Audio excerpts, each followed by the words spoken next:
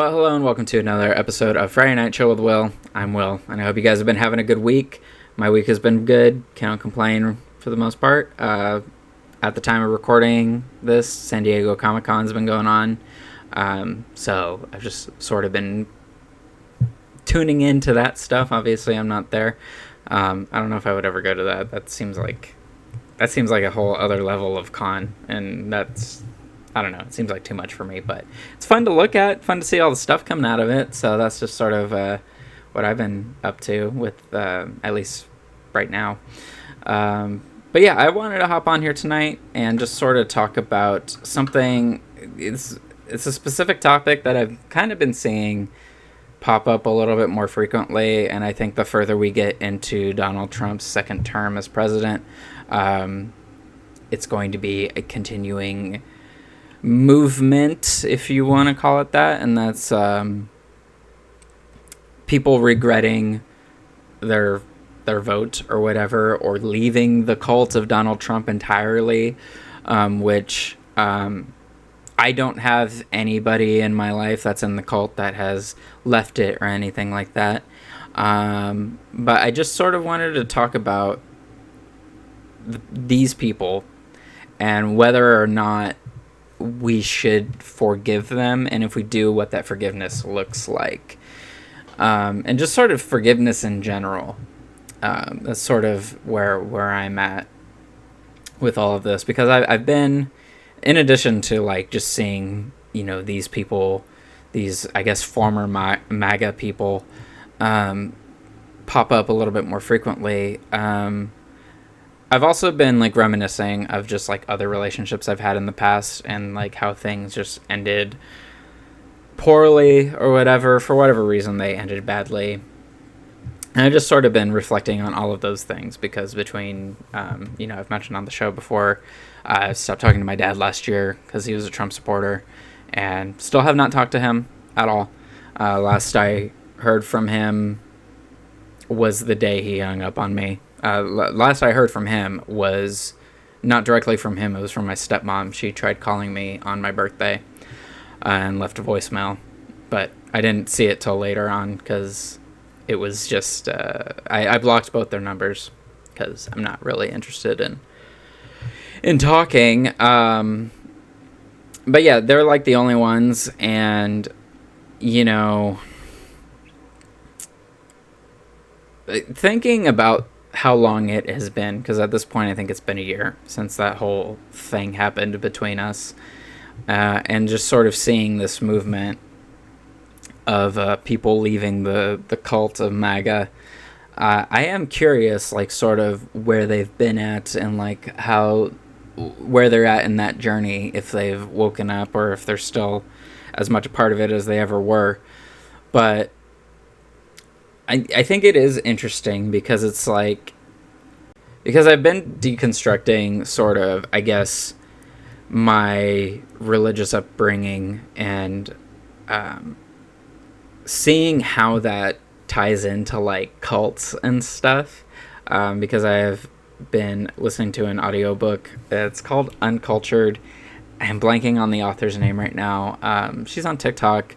But if the book is on Spotify, so if you have a Spotify premium account, you can listen to the audiobook. It's called Uncultured, and she talks about her experience growing up in a cult, and sort of like how that affected the rest of her life, and like she also describes different institutions we have in America that don't seem cult-like on the surface, but when you are in them, you actually sort of realize that they do sort of operate in the same way that cults do.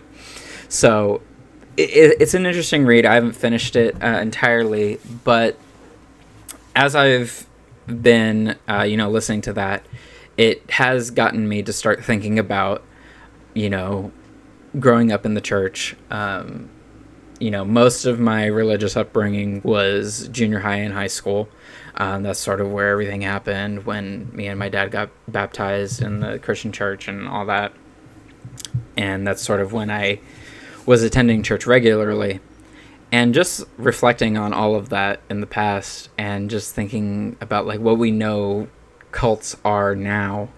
It is interesting thinking that at a time I was part of this whole thing, and I was, convinced by, all accounts that I was doing the right thing, and I was in the right place, and I was where I was supposed to be, and what we were doing was good, ultimately. And, the more I thought about that, it's just like, what were we really doing a lot of the times? A lot of it came down to what the church actually does to help people. And something I began sort of realizing is that the church, they really do a lot of just surface level stuff. It's once a month we went to a park in a local area and did a homeless feeding. We made breakfast for some homeless people, and then every now and then we'd go and volunteer at a thing in Los Angeles or something. It wasn't, I always thought the church could be doing so much more to help people, and they just never did. And it's interesting because I could see the seeds of what the MAGA movement is now all the way back then. And it's interesting having the perspective of leaving the church, right? And then realizing after the fact that the signs were there, and if you had stayed a little while longer, even just by a year or two, you might have been a part of this cult that is essentially destroying our democracy. I don't think there's a more polite way to say that. I think MAGA is, by all accounts, responsible for our democracy beginning to fail. It's so individualistic, and there's just, it's weird being so individualistic in a community of people. That's something I thought about a lot. Is the church would talk about community and stuff and gathering together and praising Jesus, all that stuff, but you really were on your own a lot, because they also emphasized your individual relationship with God.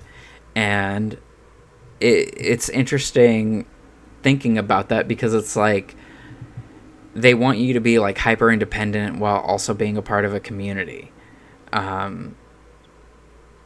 Because when it came to personal growth and stuff, you couldn't really ask for help. The most they could do is pray for you.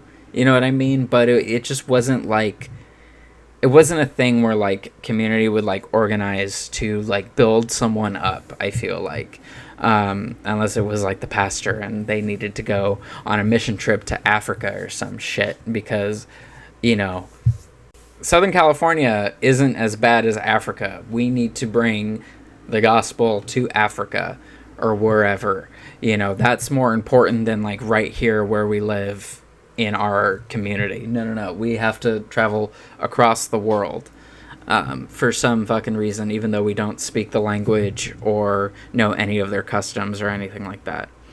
So anyway, all that to say, I've been deconstructing a lot of that, just sort of passively more than anything.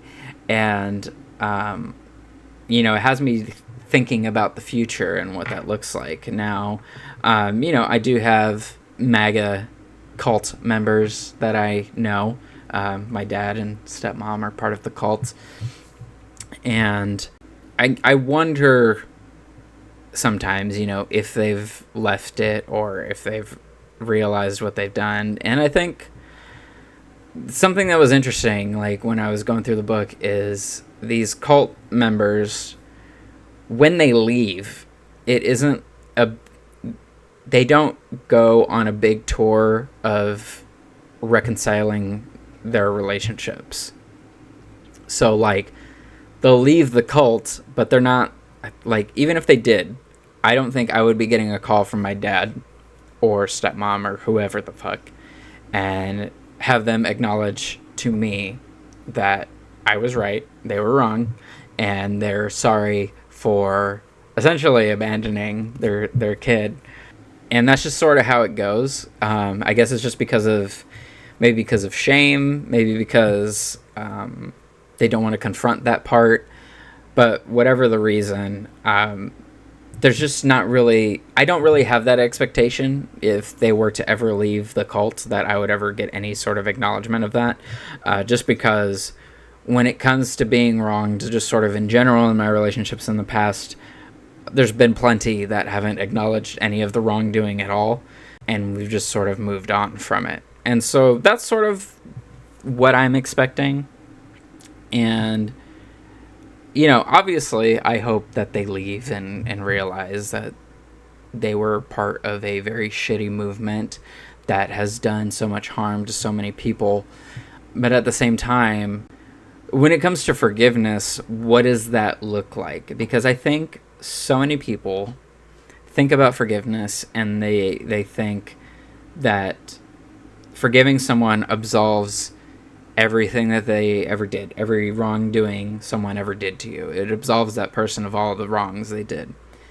And to me, that's not the case. I think for most people, it shouldn't be the case, because your actions still have consequences at the end of the day, and those consequences are going to carry over no matter what choice you make in the future.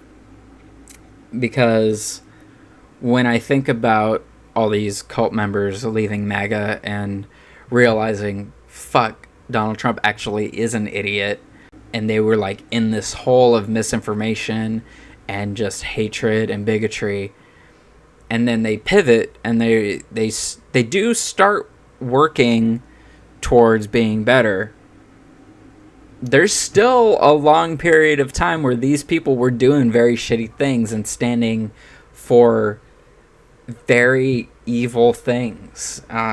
You know, there's, especially right now, when people talk about politics, it's really upsetting, because now when people talk about American politics, I can't stand a person who speaks about American politics now like we spoke about American politics probably back in like 2005. Because politics then and politics now could not be more different than they are now. They don't even hold a candle to what political debate used to be. Because pre-Trump, there wasn't this desperation, I think, for attention from our political figures, because Trump, he turned politics into a reality show, and so he turned it into this thing where everyone was vying for attention, and whoever got the most attention had the strong narrative. And that's sort of what Republicans have done ever since he got elected the first time, ever since he joined politics. That's sort of what the Republican calling card has been, is to say stuff that's outrageous, say stuff that, you know, will get attention on them, and then use that to platform whatever the fuck they want to do. Meanwhile, Democrats are still trying to be centrist and, you know, trying to treat this moment as if this is some Obama-era type Republicans we're dealing with, and that's just not where we're at. That's just not where we are at. This is a bigoted, racist, homophobic, transphobic, all the phobics party that is creating concentration camps. They are defunding all of our healthcare systems and schools, and they are doing it with impunity, and they do not fucking care about what their constituents have to say about any of it, because at the end of the day, it's what Donald Trump wants, and they know that in order to keep their job, they have to make that man happy. And that's all they care about, is staying in power and doing whatever they have to do to stay in power. And so when you have that, when you have someone who has supported a regime like that, and all of a sudden they change their mind, I'm happy that they changed their mind. But also, I'm not going out of my way to befriend this fucking person who realized their mistake and left it. I am happy they made the choice to leave. I'm very happy that they came to that conclusion. But at the end of the day, my forgiveness will be, I forgive you for that, and I'm just glad that you are working towards a better future. However, just because I have forgiven you for all of the fucked up things you have stood for and said, does not mean we are going to be best buds after this. You know, because I feel like if you're going to be a part of this, like, super hateful cult, you gotta work.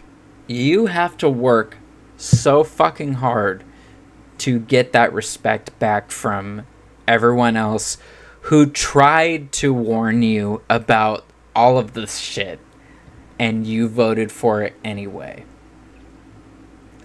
And I think that's what it is. Like, forgiveness, I'll forgive someone, no problem. There's plenty of former friends I've had.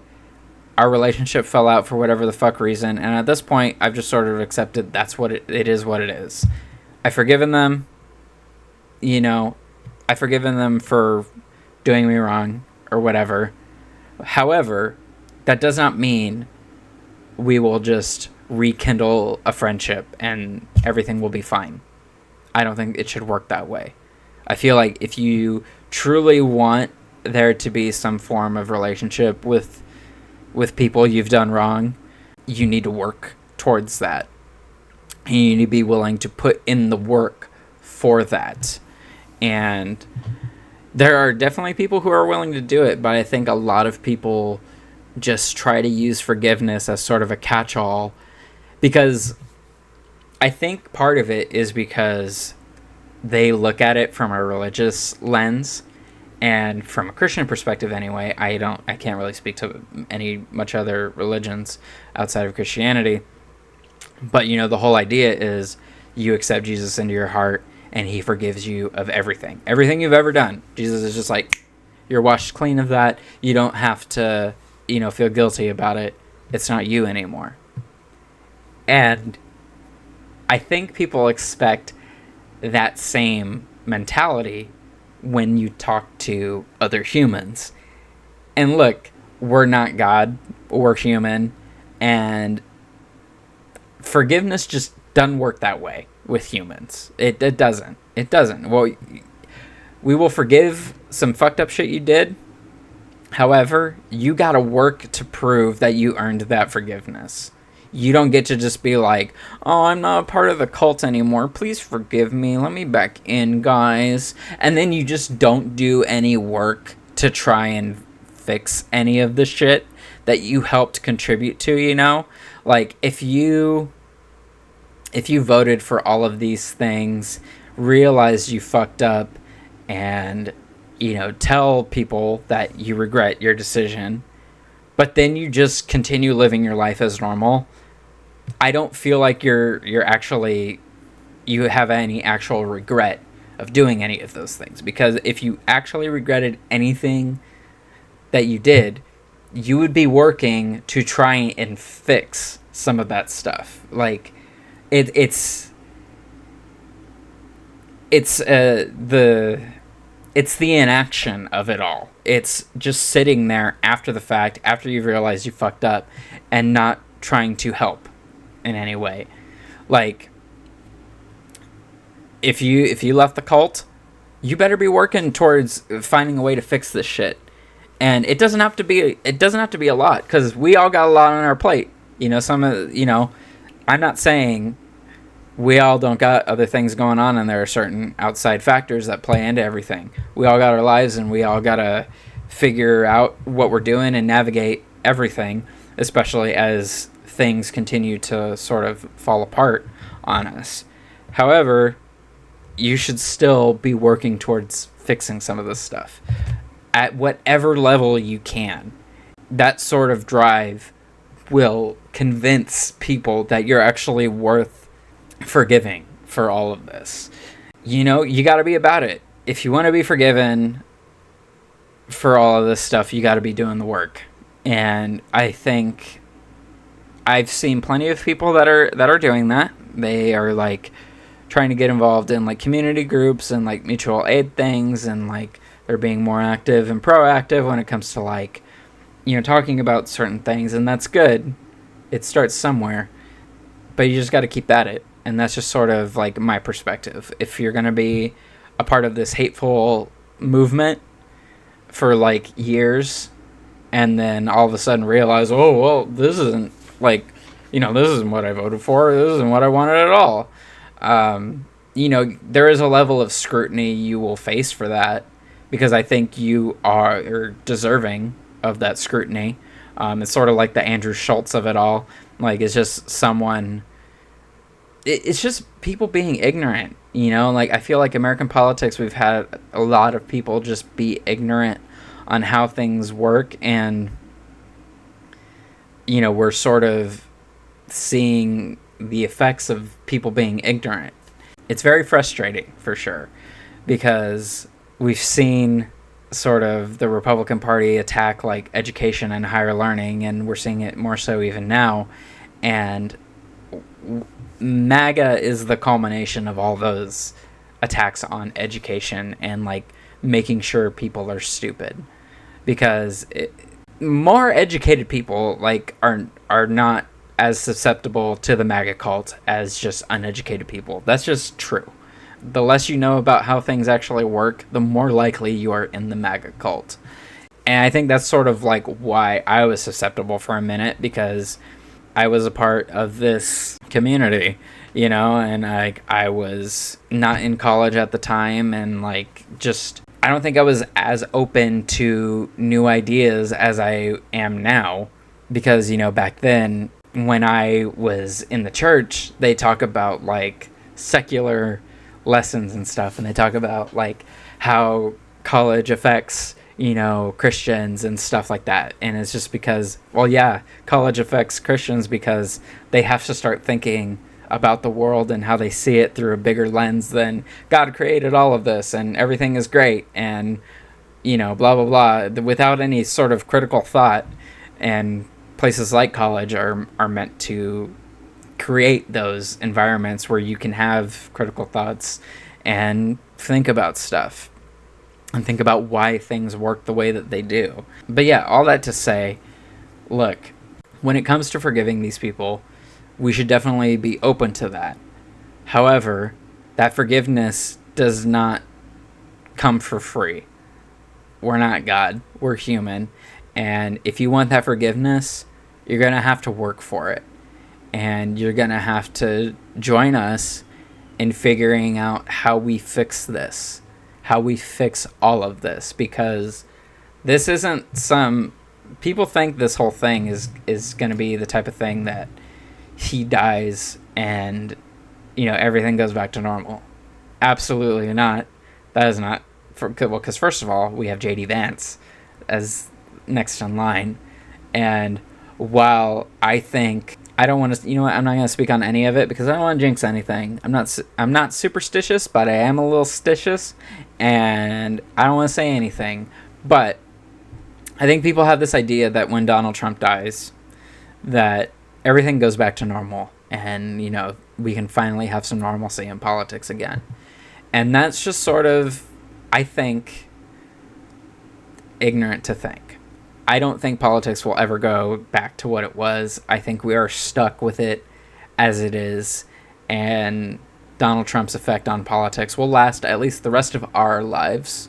But the way we navigate that is very important, because once he does go, I think that will be a big turning point in people waking up and leaving the cult. I think there will always still be people in the cult, because there are just people that are dedicated. If you look at cults throughout history, there are just people that are super dedicated to these communities, or whatever you want to call them. I think those people will always be there, but we will see a big turning point, I think, once he does die.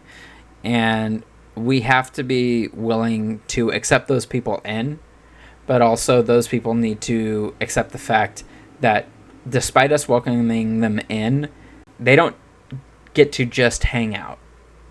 They don't get to just do that. They gotta put in some work and help us figure out how we fix all of this.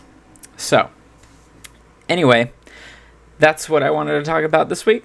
I hope you guys enjoyed that. So if you guys liked the episode, and if you're listening to this on YouTube, go ahead and give it a thumbs up. I do appreciate it. If you want to leave a comment on your thoughts on forgiveness, if you've had anybody in the MAGA cult that you've been dealing with, I know most of us know at least one person, I think, who is in it, and I am just curious how other people navigate those relationships. But yeah, let me know.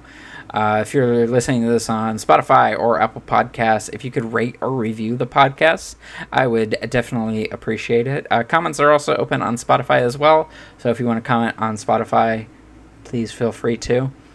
If you want to keep up with me and whatever else I got going on, you can follow me anywhere on the internet at WillieJCo, or at williejco.com on Blue Sky. Follow me on Blue Sky. If you're still on Twitter and not on Blue Sky yet, you can get with the program. Delete Twitter, go to Blue Sky. It's a lot more sane of an environment. And it's more fun. So, but yeah, I think that'll be it. So thank you so much for tuning in tonight, you guys. And I will see you next time for another Friday Night Chill.